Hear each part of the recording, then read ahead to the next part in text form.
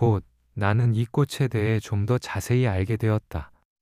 어린 왕자의 행성에는 잎이 한 겹뿐인 매우 수수한 꽃들이 늘 있어 왔는데 그 꽃들은 자리도 거의 차지하지 않고 누구도 성가시게 하지 않았다. 아침에 풀밭 속에서 나타났다가 저녁에 사라지곤 했다. 그런데 이 꽃은 어느 날 어디서 날아왔는지 알 수 없는 씨앗에서 싹이 텄는데 어린 왕자는 다른 것들과 다르게 생긴 이 싹을 아주 가까이서 지켜보았다. 바오밥 나무의 새로운 종일 수도 있었다. 그러나 이 떨기나무는 곧 자라기를 멈추더니 꽃을 피울 준비를 시작했다. 커다란 망울이 자리 잡는 것을 옆에서 지켜보던 어린 왕자는 거기서 어떤 기적적인 존재가 나올 것이라고 생각했는데 그 꽃은 초록색 방에 숨어서 아름다워지기 위한 준비를 끝마치지 않았다. 정성스레 색깔을 골랐다. 천천히 차려입으며 꽃잎을 하나하나 가다듬었다. 양귀비꽃처럼 구깃구깃한 모습으로 나오고 싶지 않았다. 아름다움이 최고로 빛날 때 나타나고 싶었던 것이다. 아, 그렇다. 매우 멋부리는 꽃이었다. 신비로운 몸단장은 몇 날 며칠 이어졌다. 그리고 어느 날 아침 해 뜨는 시각에 맞춰 그 꽃은 자기 모습을 드러냈다. 그토록 꼼꼼하게 공들였으면서도 그 꽃은 하품하며 이렇게 말했다. 아, 겨우 깨어났네요. 미안해요. 아직 많이 헝클어져 있어요. 그러자 어린 왕자는 감탄을 금할 수 없었다. 정말 아름다우세요. 그렇죠? 꽃이 상냥하게 대답했다. 그리고 전 태양과 동시에 태어났어요. 어린 왕자는 그 꽃이 그다지 겸손하지 않다는 것을 알게 되었지만 그렇다도 너무 아름답고 매력적이지 않은가? 아침 식사 시간인 것 같은데요. 꽃은 곧바로 말을 이었다. 저를 좀 배려해 주시면 좋겠어요. 몹시 당황한 어린 왕자는 신선한 물이 담긴 물뿌리개를 찾아 그 꽃에게 뿌려주었다. 이처럼 그 꽃은 곧 다소 까다로운 허영심으로 그를 힘들게 했다. 한 가지 예로 어느 날 그 꽃은 자기에게 있는 4개의 가시에 관해 이야기하면서 어린 왕자에게 이렇게 말했다. 호랑이가 발톱을 세우며 와도 끄떡 없어요. 제 행성에는 호랑이가 없어요. 어린 왕자가 대꾸했다. 게다가 호랑이는 풀을 먹지 않아요. 저는 풀이 아니에요. 그 꽃이 조용히 대답했다. 미안해요. 전 호랑이를 무서워하진 않지만 바람은 몹시 싫어해요. 바람막이는 안 갖고 계신가요? 바람을 싫어하다니. 식물에게는 안 된 일이야. 어린 왕자는 알아차렸다. 이 꽃은 매우 까다로워. 밤에는 유리덮개를 씌워주세요. 당신이 사는 곳은 너무 추워요. 털을 잘못 잡았어요. 제가 있던 곳은 그러나 그 꽃은 말을 이을 수 없었다. 그 꽃은 씨앗의 형태로 왔다. 다른 세상에 관해 어떤 것도 알 리 없었다. 이처럼 순진한 거짓말을 하려던 것이 들통나 부끄러워진 꽃은 어린 왕자의 잘못으로 돌리려고 두세 번 기침을 하며 이렇게 말했다. 바람막이는요? 찾아보려는 참이었는데 당신이 계속 말 걸었잖아요. 그러자 그 꽃은 어린 왕자가 자책감이라도 들게 하려고 일부러 더 기침을 했다. 이렇게 해서 어린 왕자는 사랑하는 마음에서 성심성의를 다하였지만 곧 그 꽃을 의심하게 되었다.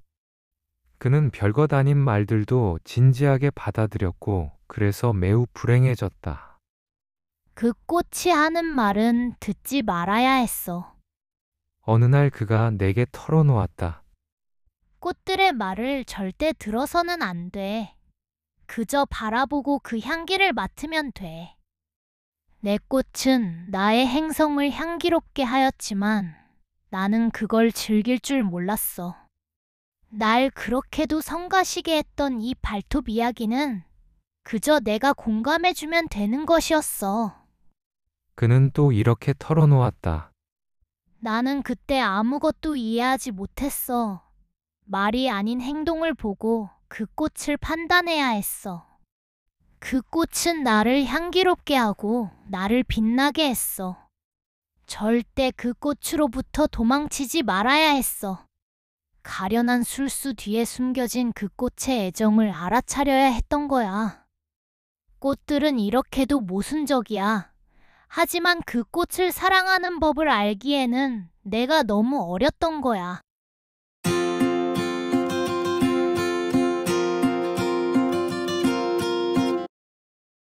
나는 그가 야생 새떼의 이동을 이용해 탈출했을 것이라 생각한다. 떠나는 날 아침, 그는 행성을 깔끔하게 정돈했다. 활화산들을 정성스레 청소했다. 그에겐 활화산이 2개 있었다. 그것들은 아침밥을 데우는데 알맞았다. 휴화산도 하나 있었다. 혹시 모르잖아. 라고 그가 말했듯이 휴화산도 똑같이 청소했다. 청소를 잘 해놓으면 화산은 폭발하지 않고 대신 천천히 그리고 규칙적으로 타오르게 된다. 화산 폭발은 벽난로에 불과 같다. 물론 우리 땅에서는 우리가 너무 작아서 화산을 청소할 수 없다. 화산이 우리에게 많은 근심거리로 남는 것은 이런 이유에서다. 어린 왕자는 조금 우울한 마음으로 마지막 바오밥 나무 싹들도 뽑아냈다. 그는 다시는 돌아오지 않을 것이라 생각했다. 하지만 이 익숙한 모든 일들이 그날 아침은 유달리 달콤했다. 꽃에게 마지막으로 물을 주고 유리덮개로 보호해 주려 할 때 그는 울고 싶은 심정이었다. 잘 지내. 그가 꽃에게 말했다. 하지만 꽃은 대답하지 않았다. 잘 지내. 그가 한 번 더 말했다. 꽃이 기침을 했다. 그러나 감기 때문은 아니었다. 내가 어리석었어. 꽃이 마침내 말했다. 용서해줘. 부디 행복해야 해. 그는 꽃이 질책하지 않아 놀랐다. 유리덮개를 든 채 어쩔 줄 모르고 우두커니 서 있었다. 조용하고 부드러운 이 말들이 이해되지 않았다. 이건 알아줘. 내가 널 사랑한다는 걸. 꽃이 말했다. 네가 이 사실을 전혀 알지 못했던 건 내 잘못이야. 아무래도 상관없는 것이지만. 하지만 너도 나만큼 어리석었어. 부디 행복해야 해. 이 유리덮개는 내버려둬. 이젠 필요 없어. 그러면 바람이 내 감기가 그리 심한 건 아니야. 시원한 밤 공기는 내게 좋을 거야. 난 꽃이잖아. 그렇지만 동물들이 나비들과 알고 지내려면 애벌레 2~3마리쯤은 견뎌내야 해. 나비는 정말 아름다운 것 같아. 이들 말고 누가 날 찾아오겠어? 너는 멀리 있을 거잖아. 큰 동물들이 와도 난 겁나지 않아. 내겐 발톱이 있어. 그리고 꽃은 천진난만하게 4개의 가시를 내보였다. 그러고는 이렇게 말했다. 그렇게 꿈을 대지 마. 짜증나. 떠나기로 마음먹었잖아. 이제 가. 자기가 우는 모습을 그에게 보이고 싶지 않았기 때문이다. 그토록 도도한 꽃이었다.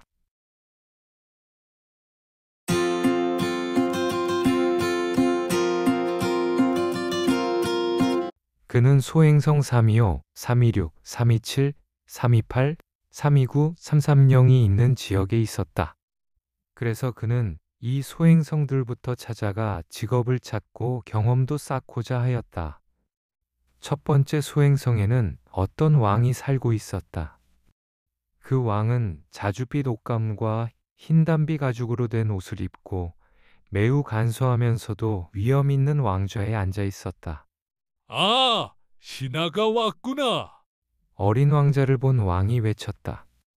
어린 왕자는 이를 의아하게 생각했다. 한 번도 본 적이 없는데 어떻게 날 알아보는 걸까? 그는 왕들에게는 세상이 아주 단순하게 되어 있다는 사실을 몰랐다. 모든 사람들이 신하인 것이다. 짐이 그대를 잘 볼 수 있게 가까이 오너라. 누군가의 왕이라는 사실에 대단한 긍지를 가진 왕이 말했다.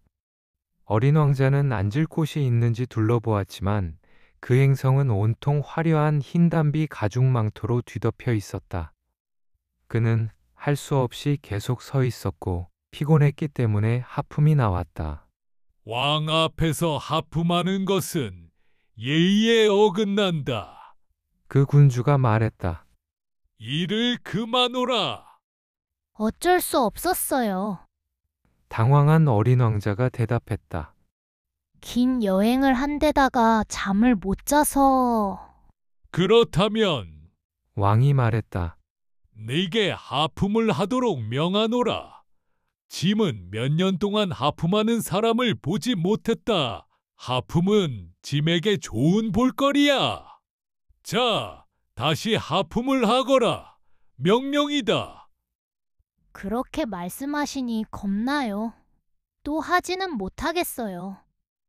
얼굴이 빨개진 어린 왕자가 말했다. 에헴, 에헴. 왕이 대답했다.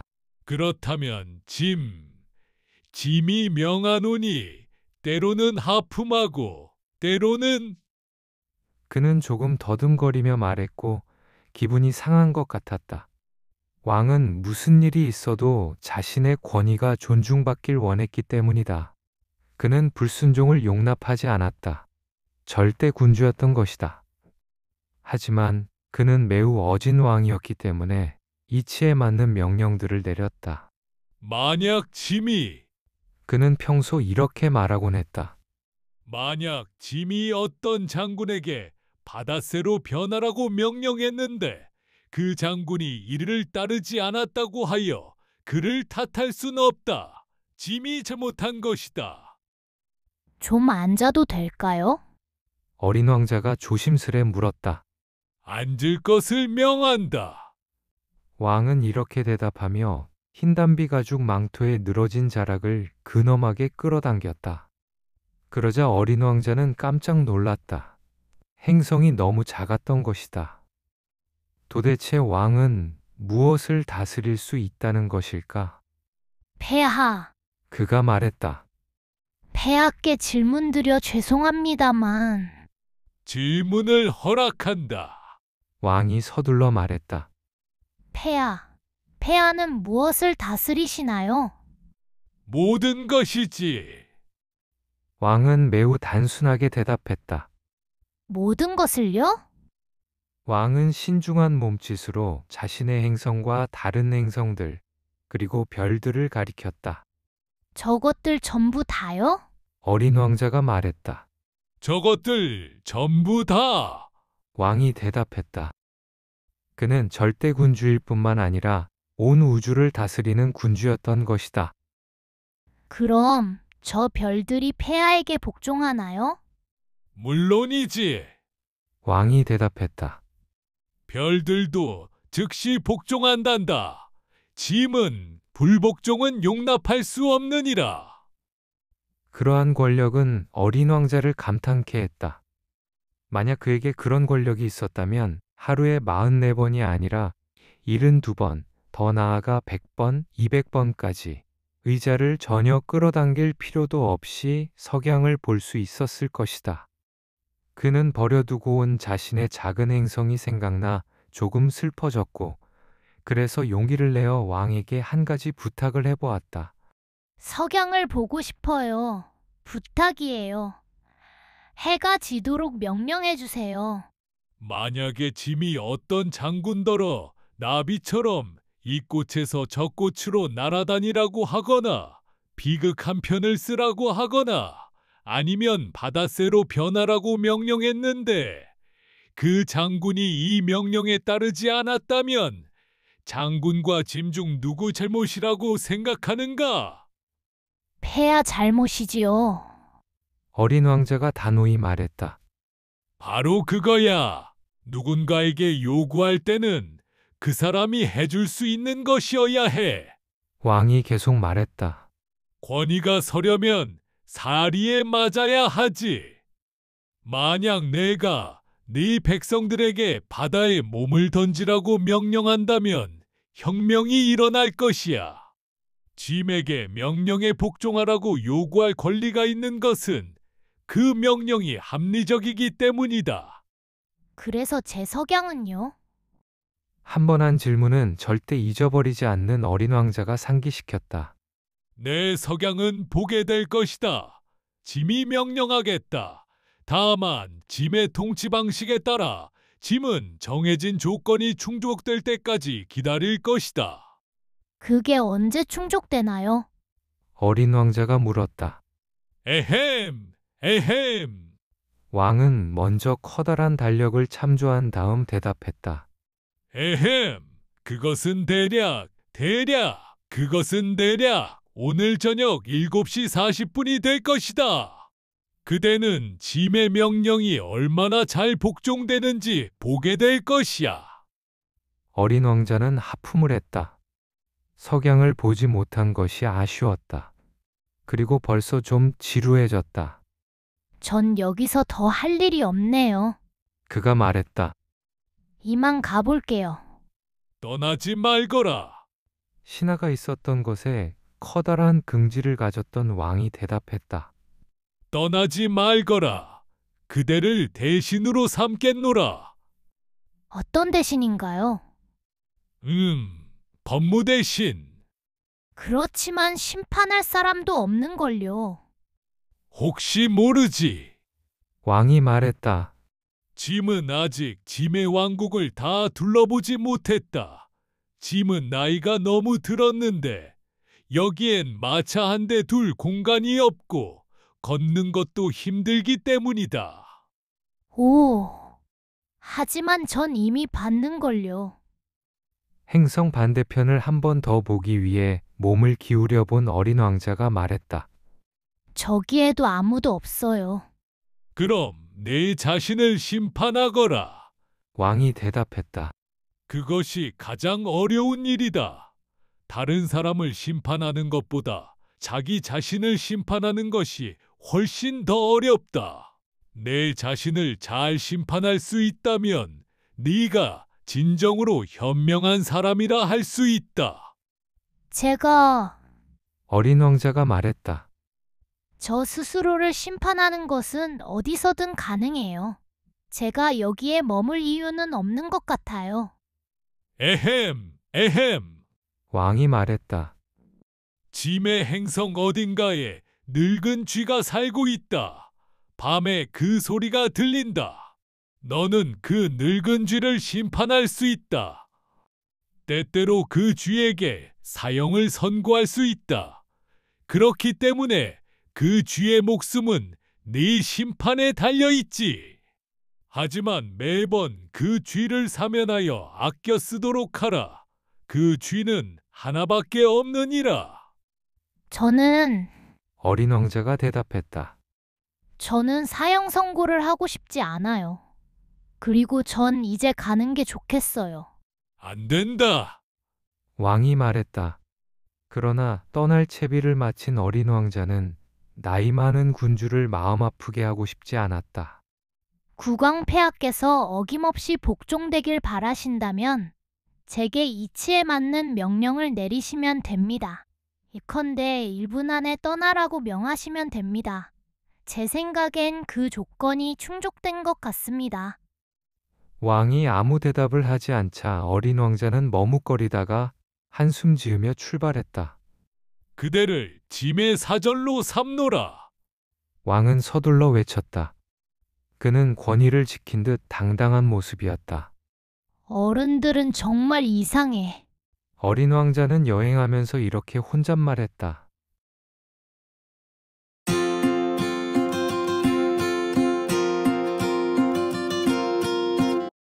두 번째 행성에는 허영쟁이가 살고 있었다.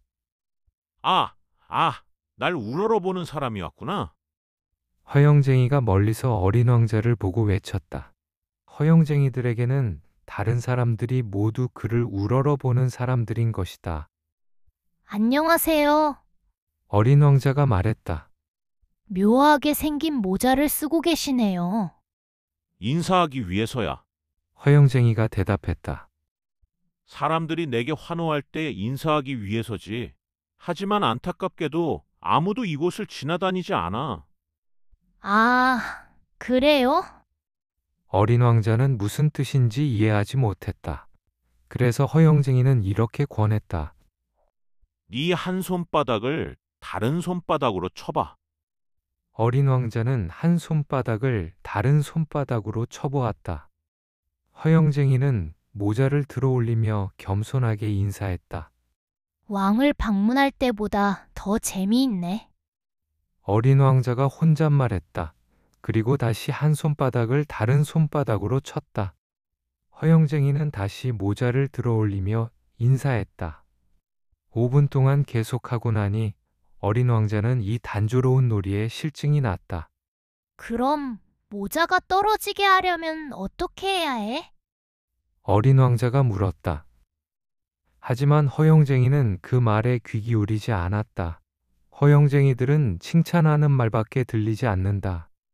정말 날 많이 우러러보니? 그가 어린 왕자에게 물었다. 우러러 본다는 것이 무슨 뜻이야?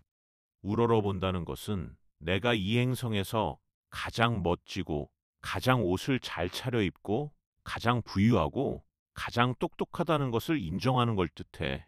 그렇지만 이 행성에는 아저씨 혼자뿐이잖아. 내게 이 즐거움을 줬으면 해. 어쨌든 나를 우러러봐줘. 난 아저씨를 우러러 보고 있어.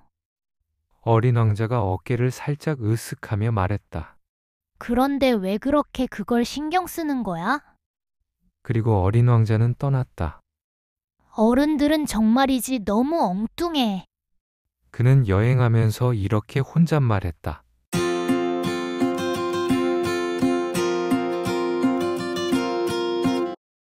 그 다음 행성에는 술꾼이 살고 있었다. 이번 방문은 매우 짧았지만 어린 왕자를 깊은 우울감에 빠지게 했다. 아저씨, 거기서 뭐해? 그는 아무 말 없이 빈 술병 한 더미와 새 술병 한 더미 앞에 앉아 있는 술꾼에게 말했다. 술 마셔. 술꾼이 침울하게 대답했다.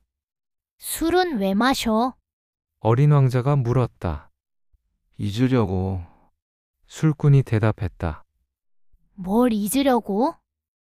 벌써 그가 불쌍하다는 생각이 든 어린 왕자가 물었다. 내가 부끄럽다는 것을 잊으려고.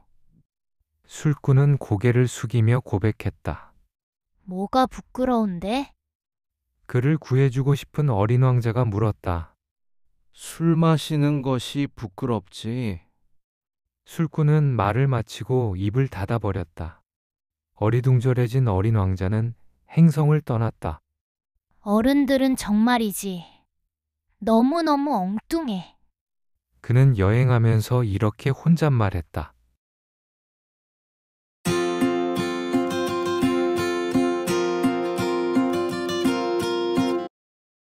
네 번째 행성은 사업가의 행성이었다. 이 사람은 너무 바빠서 어린 왕자가 왔을 때 고개조차 들지 않았다. 안녕하세요. 어린 왕자가 말했다. 아저씨 담뱃불이 꺼졌어요. 셋에 둘을 더하면 다섯이 되고 다섯에 일곱을 더하면 열둘, 열둘에 셋을 더하면 열다섯. 안녕.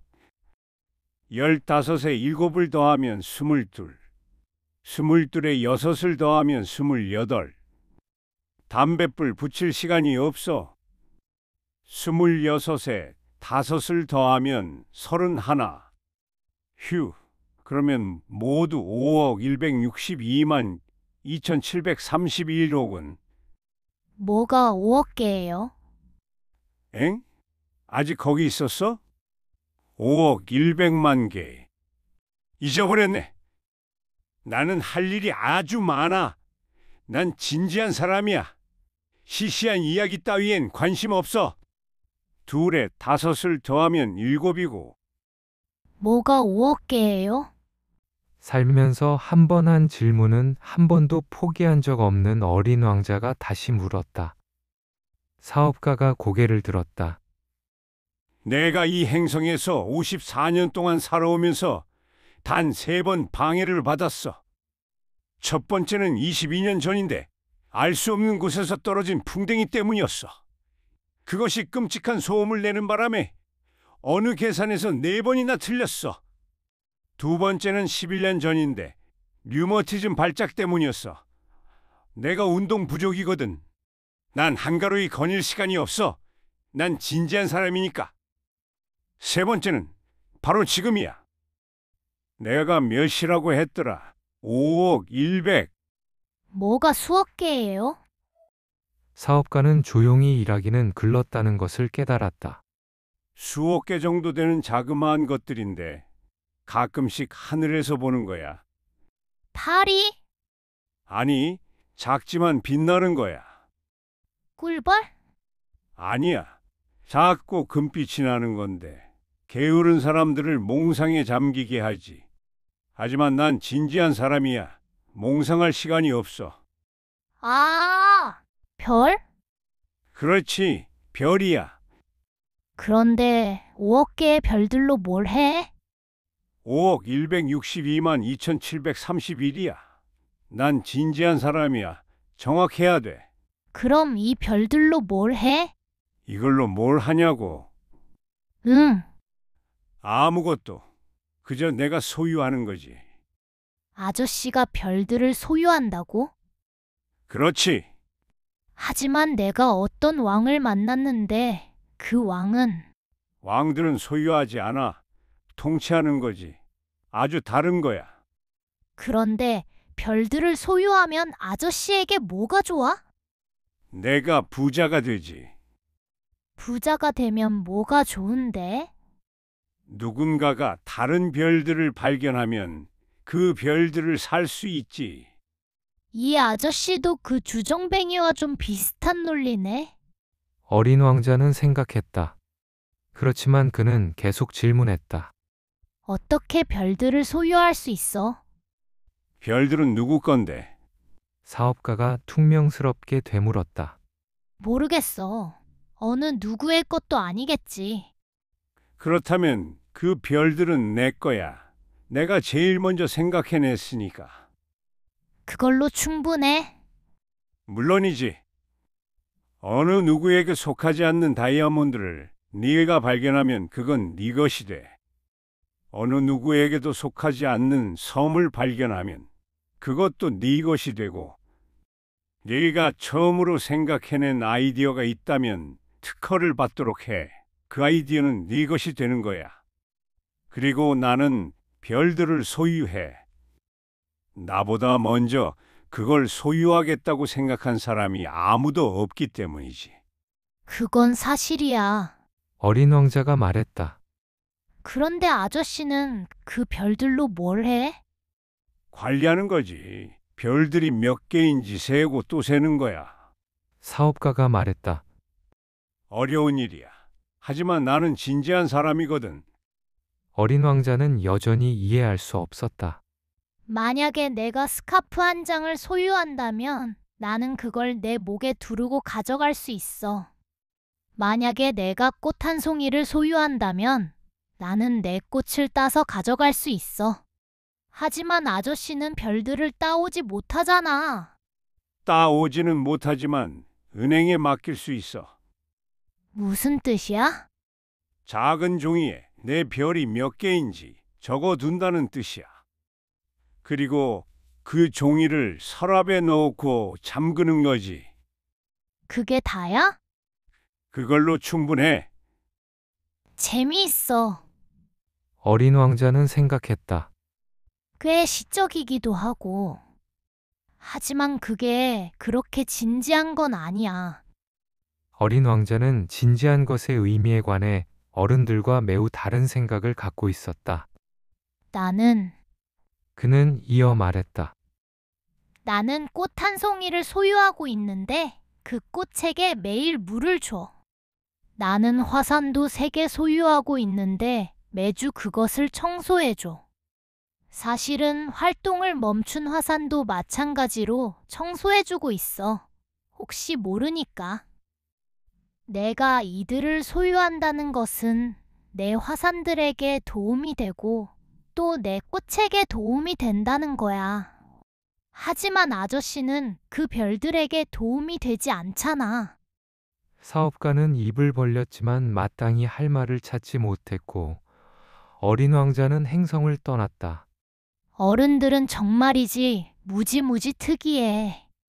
그는 여행하면서 이렇게 혼잣말했다.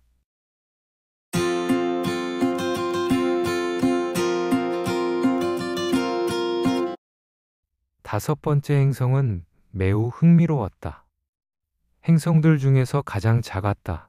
가로등 한 개와 가로등지기 한 명이 겨우 있을 자리밖에 없었다. 사람이 살지 않고 집도 없는 하늘 한 구석에 있는 행성에 가로등과 가로등지기가 무슨 쓸모가 있는지 어린 왕자는 알 수 없었다. 그렇지만 그는 이렇게 혼잣말했다. 이 사람도 아마 어리석을 거야. 그렇지만 그 왕이나 허영쟁이, 사업가, 술꾼보다는 덜 어리석을 거야. 적어도 그가 하는 일은 어떤 의미가 있어. 그가 가로등을 켜면 마치 별이나 꽃을 하나 더 태어나게 하는 것과 같아. 그가 가로등을 끄면 그 꽃이나 별을 잠들게 하는 거야. 아주 멋진 직업이야. 멋지기 때문에 정말로 쓸모 있어. 그는 행성에 다다르자 가로등지기에게 경의를 표하며 인사했다. 안녕, 방금 가로등을 왜 끈 거야? 명령이 있었어. 가로등지기가 대답했다. 좋은 아침? 무슨 명령인데? 내 가로등을 끄는 것. 좋은 저녁. 그리고 그는 다시 가로등을 켰다. 그런데 왜 다시 켰어? 명령이 있었어. 가로등지기가 대답했다. 난 이해가 안 돼. 어린 왕자가 말했다. 이해할 것도 없어. 가로등지기가 말했다. 명령은 그냥 명령이니까. 좋은 아침. 그는 가로등을 껐다. 그리고 그는 빨간 체크무늬 손수건으로 이마를 닦았다. 난 매우 힘든 직업을 가졌어. 예전에는 괜찮았어. 아침에 가로등을 끄고 저녁엔 켰지. 나머지 낮 시간에는 쉬고 나머지 밤 시간에는 잠을 잤어. 그러면 그 이후로 명령이 바뀐 거야? 명령은 바뀌지 않았어. 가로등지기가 말했다. 바로 그게 문제야. 이 행성은 해를 거듭할수록 점점 더 빠르게 회전하는데 명령은 바뀌지 않은 거야. 그래서? 어린 왕자가 말했다.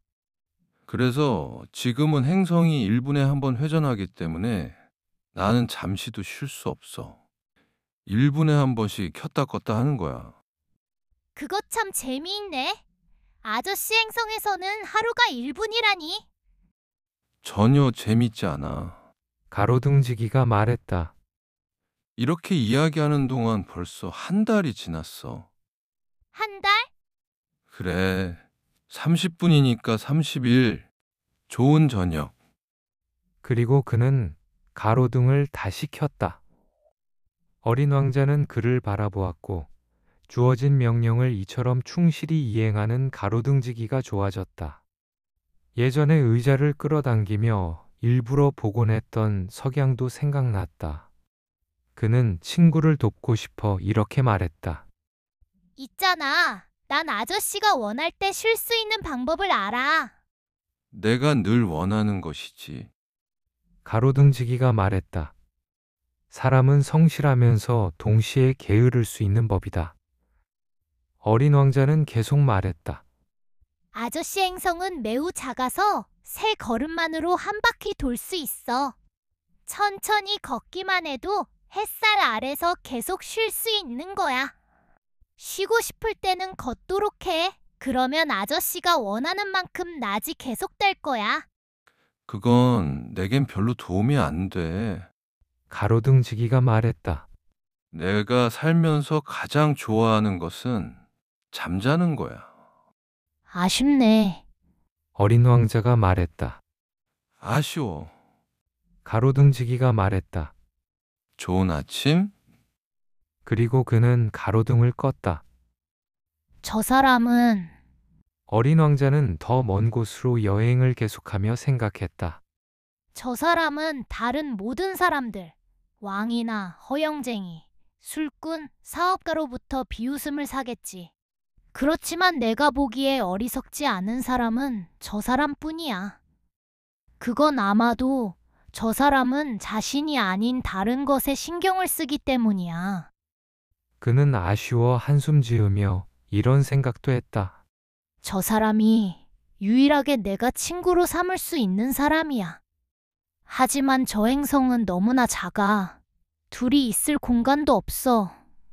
어린 왕자가 차마 고백하지 못한 것이 있는데 무엇보다도 그가 이 축복받은 행성을 아쉬워하는 이유는 24시간마다 1440번 볼 수 있는 석양 때문이라는 것이다.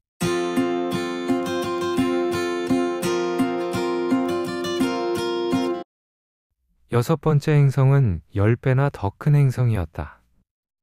여기에는 엄청나게 큰 책들을 쓰는 한 나이든 신사가 살고 있었다. 오호, 탐험가가 왔구나. 그는 어린 왕자를 보자 외쳤다. 어린 왕자는 탁자에 앉아 잠시 숨을 돌렸다. 그는 이미 많은 여행을 하였다. 어디서 오는 건가? 나이든 신사가 그에게 말했다. 이 두꺼운 책은 뭐예요? 어린 왕자가 말했다. 여기서 무슨 일 하시는 거예요? 나는 지리학자야. 나이든 신사가 말했다. 지리학자가 뭔데요? 바다, 강, 도시, 산, 그리고 사막이 어디 있는지 아는 학자를 말하지. 이건 정말 흥미로워. 어린 왕자가 말했다. 마침내 진정한 직업이로군. 그리고 그는 주위를 눈으로 쭉 훑어보았다. 이처럼 웅대한 행성은 한 번도 본 적이 없었다. 할아버지 행성은 매우 아름다워요. 태양이 있나요? 나는 알 수 없어. 지리학자가 말했다. 아, 어린 왕자는 실망했다. 그럼 산은요? 알 수 없어. 지리학자가 말했다. 그럼 도시나 강 아니면 사막은요? 그것도 역시 알 수 없어. 지리학자가 말했다. 하지만 할아버지는 지리학자시잖아요. 바로 그거야. 지리학자가 말했다. 난 탐험가가 아니거든. 난 탐험가들이 꼭 필요해. 도시나 강, 산, 바다, 태양에 가서 조사하는 것은 지리학자가 하는 일이 아니야. 지리학자는 너무 중요해서 한가로이 다닐 수 없어. 자기 연구실을 떠나지 않아. 거기서 탐험가들을 맞이하는 거야. 그들에게 질문하고 그들의 기억을 기록하지. 그리고 그중 한 명의 기억이 흥미롭다고 생각되면 지리학자는 그 사람의 도덕성을 조사해. 그건 왜 하는 거예요? 거짓말을 하는 탐험가는 지리책에 재앙을 가져오기 때문이지. 술을 너무 많이 마시는 탐험가도 마찬가지야. 그건 왜 그런가요? 어린 왕자가 말했다. 주정뱅이들에게는 모든 게 두 개로 보이기 때문이야. 그러면 지리학자는 하나밖에 없는 산을 두 개 있다고 기록하게 돼. 저도 어린 왕자가 말했다. 나쁜 탐험가가 될 수 있는 한 사람을 알고 있어요. 있을 수 있지. 그렇기 때문에 그 탐험가의 도덕성이 좋다고 판단되어야 그가 한 발견에 관해서도 조사하는 거야. 가서 보나요? 아니, 그건 너무 번거로워. 탐험가에게 증거를 제시하도록 요구하지. 예를 들어 커다란 산을 하나 발견하였다면 커다란 돌을 가져오라고 하는 거야. 지리학자는 갑자기 흥분한 모습이었다. 그런데 자네, 자네는 멀리서 오지 않았는가? 자네는 탐험가야. 자네 행성에 관해 설명해 보게. 그리고 지리학자는 기록부를 펼친 뒤 연필을 깎았다. 그는 탐험가들이 하는 말을 먼저 연필로 적어 놓는다. 그리고 잉크로 적기 위해 탐험가들이 증거를 제시하기를 기다린다. 자, 그럼 지리학자가 물었다. 오, 제가 사는 행성은 어린 왕자가 말했다. 그다지 흥미롭지 않아요. 너무 작거든요. 저에겐 화산이 3개 있어요. 2개는 활화산이고 하나는 휴화산이에요. 하지만 혹시 모르잖아요. 혹시 모르지? 지리학자가 말했다. 전 꽃도 한 송이 있어요. 우리는 꽃은 기록하지 않아. 지리학자가 말했다.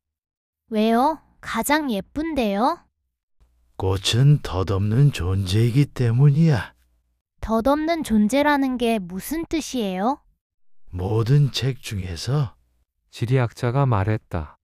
지리책이 가장 가치가 있는 책이야. 지리책은 결코 시대에 뒤떨어지지 않아. 산의 위치가 바뀌는 경우는 드물어. 바다의 물이 마르는 것도 매우 드물고, 우리는 영원한 것을 기록하거든. 하지만 휴화산도 깨어날 수 있잖아요. 어린 왕자가 말을 가로챘다.